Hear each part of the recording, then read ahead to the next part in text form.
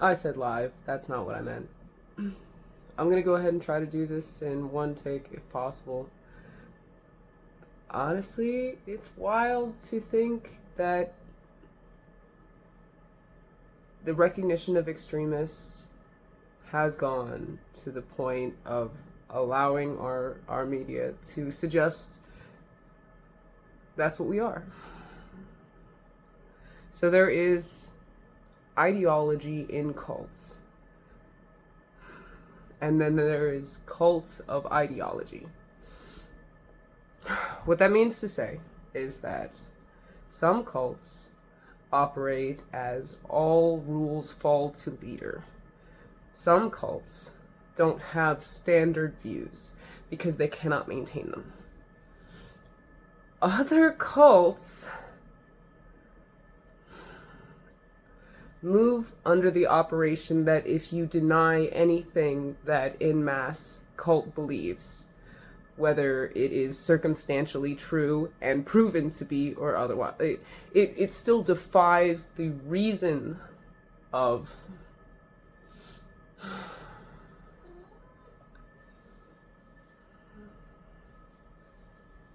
science, honestly, inquiry, the reason that we are allowed to, that we actively push to question our own nature, our own beliefs, where we are at in the world, how things have been, and how they will then be.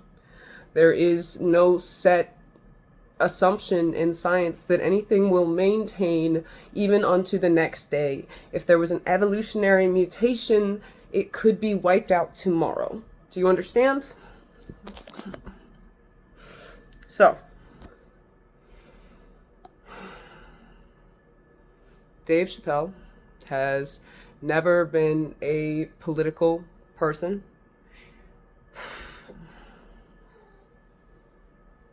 By measure, he would be a very humanist comedian. And I would suggest again that he's not particularly the nicest person in the world. A lot of comedy isn't exactly nice. And then there's a lot of comedy that isn't much more than cruelty. The two primary uses of laughter are those two things, comedy and cruelty. And I think a lot of people confuse those two things, and they use it to suggest that their popularity or their influence, their position is somehow garnered by the greatest laugh. The King and the Joker sat next to each other every talk, every every every which way that we can bend to say, you've got to accept my way. Dave Chappelle is a very in-kind kind of comedian. There's your kind, there's my kind, and in-kind is giving someone their kind. Dave Chappelle has consistently made jokes about trans people, about everyone, that anyone will latch on to what has become an entirely bought and sold media. I don't even believe that anyone is distressing over what Dave Chappelle is getting interviewed out on BBC about. But for those of you who think that this is somehow relevant in pedophile islands, on pedophile planets, in pedophile universe,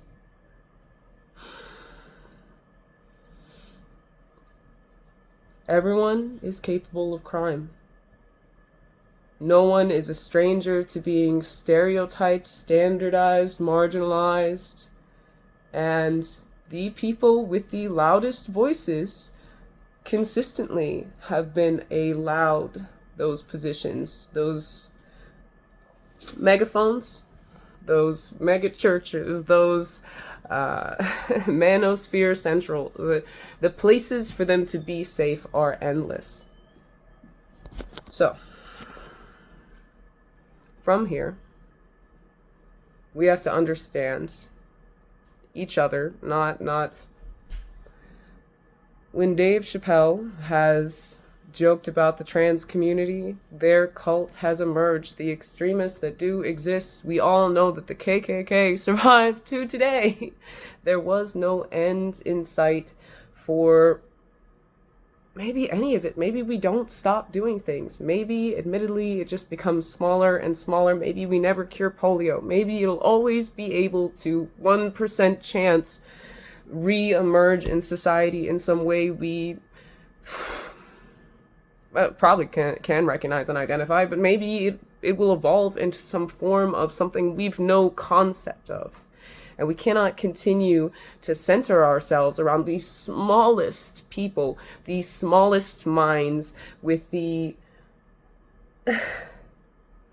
most apocalyptic plans for of what our greatness might mean someday, of how far we can go from here, to say it's really amazing that we've come so far.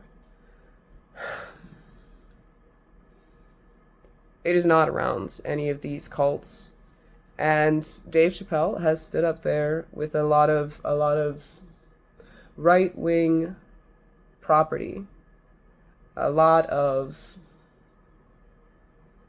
the freedom that you're asking is demanding a lot of me. And I can respect that, because I didn't actually think that either political party was right. I think a lot of people didn't, but they are sold into the cult in a way that isn't false. I don't think it is to the degrees that we report, because we see the way they treat the power of protest and the power against it.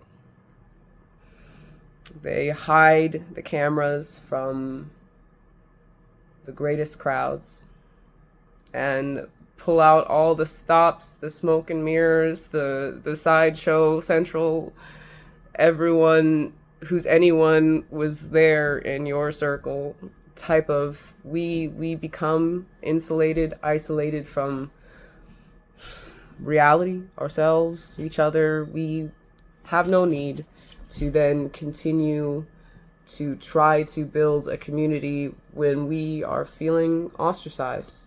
Dave Chappelle doesn't do that. He does not put people out. He brings himself to the party, and you cannot deny his reality any sooner than you could ask he not deny yours. Like, there is no power over that until you get into politics. He's a very humanist comedian by any measure I could consider, in the fact that he is consistently arguing of human rights, and I think some solid reason. But the ability for himself to live freely is intrinsically tied to everyone else. Mine too. I can't see some different picture of anybody in in my mind. We are human, as imperfect, fallible, fractured, some days unfunctional. Not every day is our best day. We have people coming out here and saying, hey, if I was an asshole today, you still didn't need to track down my work with a camera. There are real crimes to be had, and it's hard to argue that justice is coming. Dave Chappelle isn't not transphobic because he had a trans friend who was killed by their own community. Dave Chappelle isn't not transphobic because he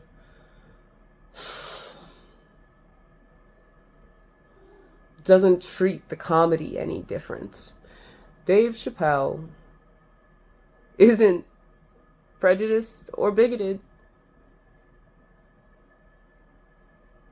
because he runs, I don't know, a game of no hypocrisy, a game of, so I guess it was a little bit the latter. But the premise and point of suggesting that just because, even you still at the end of the day have to believe someone, whatever science, whatever reason, most things in true scientific nature I couldn't tell you to go home right this second and prove it to yourself. Even some of the most basic things that we were taught in school. You have to have the ability to perform the experiment. But the science of it is to say that anyone under the same conditions and with the same tools would be able to reveal this answer. So I don't give a fuck if Dave Chappelle's wrong. I don't care that I believed you in the sense that I can almost see it echoing history. I can almost see it myself in the faces, in the races, in the things that we chase.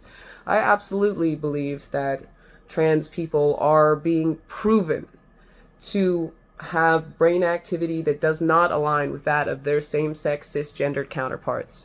The Grecians knew it. It's built into the language we stole from. There's so many ways I can show to say that feminine and masculine didn't take any different routes, didn't change places, but all of their shit did.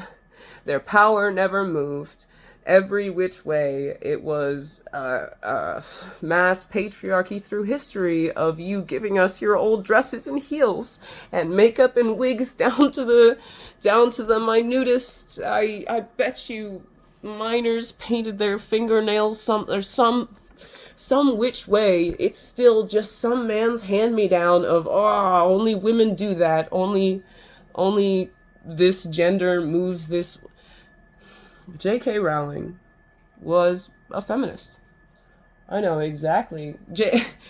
Look at the ages. Why can't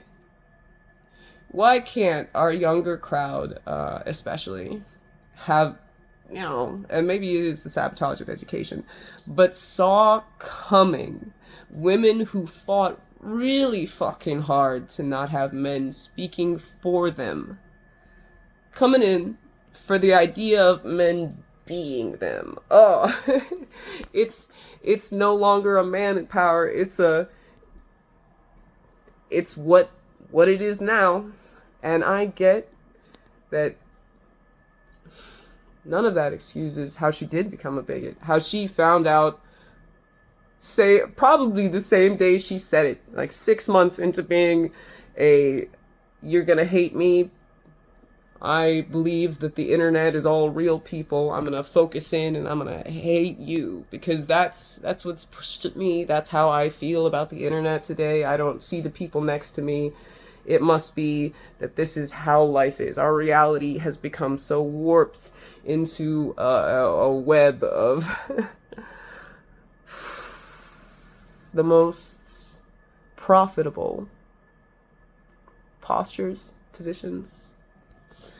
She moved into a position of saying, I don't care that I just learned about intersex people today because we had to hide that reality. It would confuse people too much to find out that sometimes that person who you thought was real ugly for a woman was just like intersex, and to the degree of which you will probably never meet them. The fact of the matter is that once we recognize that there are internal workings that can be measured that we haven't quite checked thoroughly enough, and somebody figures out that the hormone, and honestly, this is what the science was saying, that the hormone release upon birth can differ from your sex. So you end up being between XX, XY, XXY, XYY, between all these things, your hormones can just flip to the other switch, and you'll end up being less muscle tone. You'll end up falling into the 1.4% of intersex people who, of those, I believe it was of those, even less of 1.6% of the entire population, or about 44 million people across the world experiencing what is genetic excellence, evolutionary science at its express, the best of how we survive the unlikely, the unthinkable, how we propagate under impossible circumstances, as many species have already been proven across the plane to do, have a genetic fallback, a fail-safe. a variable that may pass on or may prove to be a iteration. Honestly, we don't know that it isn't part of our social science at work, of the fallout of society, that even possibly, oh God forbid, being gay might have been an evolution of natured, mature. So, like, the nature of a social society maturing into evolutionary progress. Obviously, we are finding mates and we are affirming the evolutionary success as we make these choices. Evolution isn't just an accident, it's active choice as well. And I think we keep forgetting this fucking thing. She ignored everything, said, oh well, whoops. Those intersex people are fine. Of the 1.4% of people that are intersex, who cares if it affects them?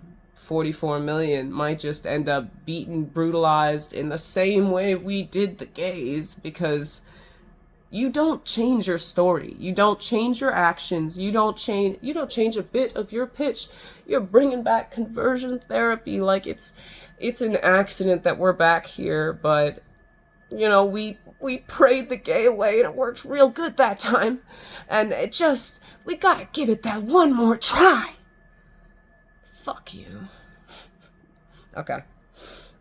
So, 0.004% of that is supposed to have a sexually identifiable variation. So something that's genetically different, that cause their sex organs to be dissimilar in a way that is visual. Maybe it's a mistake in some chromosomal chronology. We just don't always come out perfect. We are the imperfect people that might accidentally survive. Again, Down syndrome might be a survival symptom, a misery that plagued humanity, turning us into literal dodos. Because we can't survive under the levels of stress we continually put ourselves under. The level of the planet will blow up. Sure, I thought it was God's when it was a volcano going off and I was on an island and knew no one and nothing. But at this point, the speed of society and stress we are under is everything but there's no satisfaction in our survival. There is toil and treachery, cruelty, and sometimes there's no wanting to be in even our spare time, because I've got to figure out how to make it to tomorrow. The great mystery of life is, why is any of this happening? Why do we keep going? Why do we propagate? Why is our species continually driven to just go on? Maybe there is no why, but I just want it to be worth it while I'm here. I want us to live well. So those people, all those weirdos, all those fucking, you're not quite fitting in, every room you walk into with women, they smell something's up, or whatever happens. The variance of our presentation is not fitting, is not suited, is I make a bad woman if you asked me to, kind of. There was no side I was quite fitting on. Was that we were always worse off being mixed, being in the middle, being halfway between here and there meant almost that you had no side, no home. And that's what Dave Chappelle is working on, honestly, in my opinion. Like, he's born for comedy. I don't know if he wanted to fulfill the role that we desperately need someone to step into. And I think that's why they go for people like them. The I mean, celebrityism isn't always the most educated, but often most actors are schooled. Most of these people were quite successful before their careers took off. What a wild concept. They keep bringing in their own children. God. The thing that I don't really care about the likelihood of any of us becoming fucking famous. But it's a joke to think that either of you were not on full cult behavior for sitting around chasing this man down for bringing comedy to the people of a country like it wasn't going to make you look like the bigot. What do you mean? You'd speak to the people of another country like they are their Do you know what it would look like if our representation was how every American got treated? Do you